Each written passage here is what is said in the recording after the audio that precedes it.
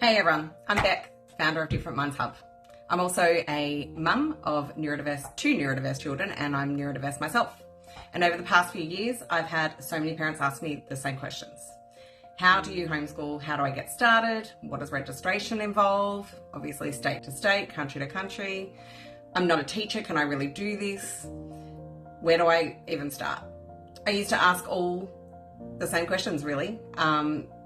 I didn't know where to start, I didn't think I could do it, didn't think I was qualified, and in fact, my husband actually works at the school the children were attending. So it was never about being against mainstream education.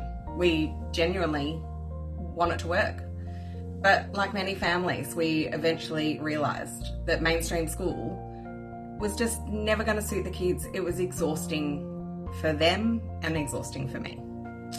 So when we made the decision to homeschool, something really unexpected happened.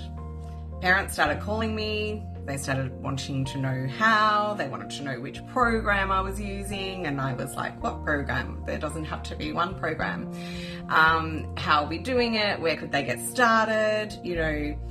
And those conversations just were over and over, and I understood then that people really wanted more information, so I created Different Minds Hub.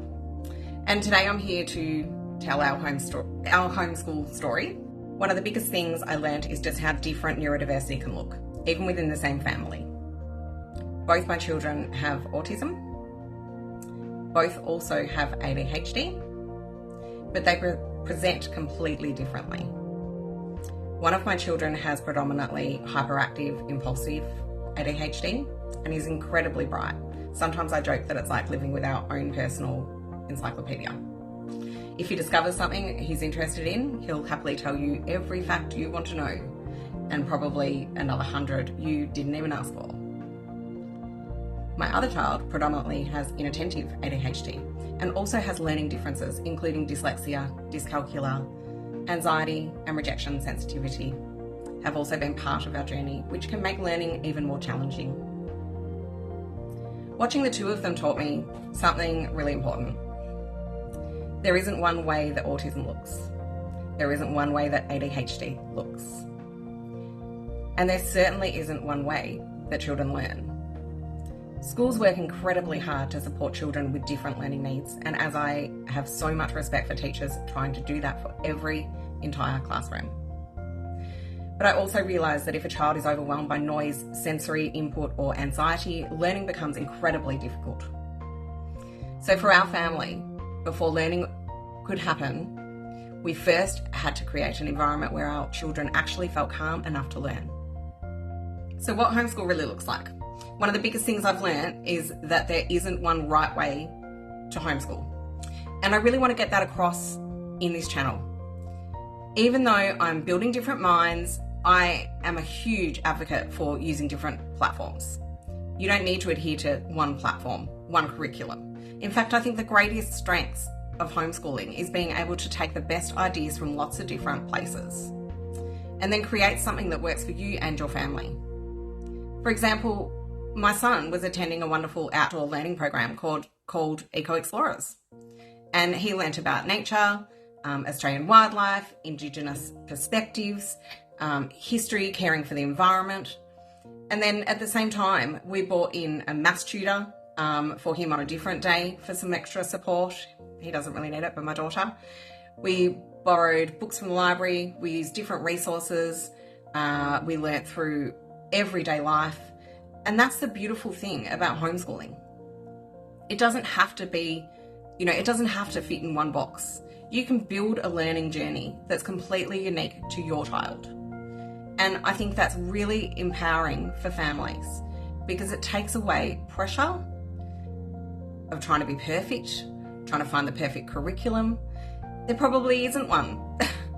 The goal is simply to find what helps your child enjoy learning and reach their potential. People ask me all the time whether homeschooling is hard.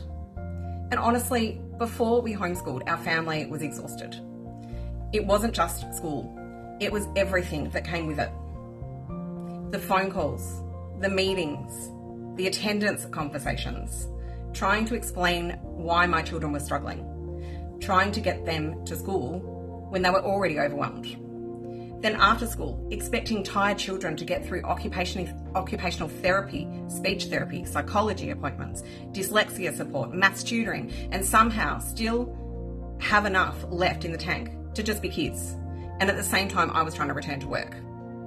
I've never felt so torn between an employer, torn between my kids, trying to advocate for my children, trying to follow up recommendations, trying to make sure nothing slipped through the cracks. And while I was doing all of that, I also realised I needed to nurture my own neurodiversity. It was the weight of trying to hold everything together. For our family, homeschooling didn't remove every challenge, but it gave something we desperately needed: time, breathing space, appointments during the day, and the chance to stop simply managing life and start enjoying learning together again. So I also want to talk about why people are homeschooling. The interesting thing is everyone has a different reason. Some families are supporting children with autism, ADHD, or other learning differences. Some are navigating school resistance or anxiety. Some have children who are gifted and simply just need to learn at a different pace. Some live in rural areas, or children with medical needs. And some families just want a different approach to education. There isn't one reason people choose to homeschool, and there certainly isn't one right way to do it. I think that that's something we all need to talk about a little bit more, because every child is different. Every family is different. And what works beautifully for one family might not work at all for another. My hope is that through this channel and the Different Minds Hub, and by sharing the stories of other homeschooling families and the way they like to do things, you'll discover lots of different ideas about being able to take the pieces that work best for your family. You don't have to homeschool like me. You don't have to homeschool like the next door neighbour. You simply have to find what helps your child enjoy learning and thrive. One of the biggest reasons I created Different Minds Hub was because I kept having the same conversations with parents. They'd ask me where to start, how registration worked, where to find curriculum, what resources we were actually buying or what was worth buying. And honestly, I found myself sending the same information over and over. And I loved helping people.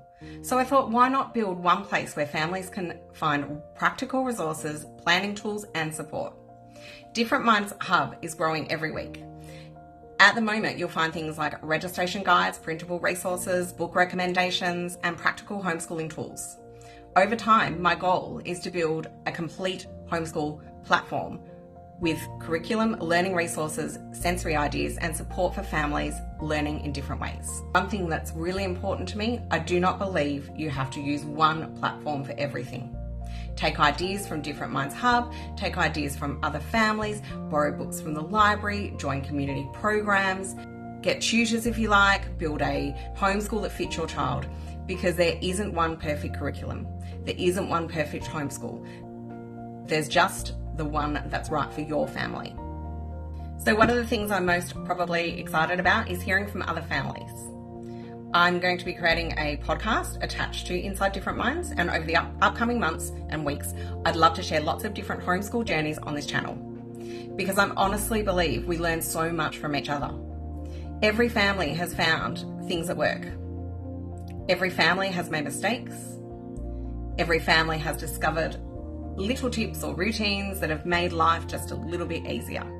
And I think those stories are incredibly valuable.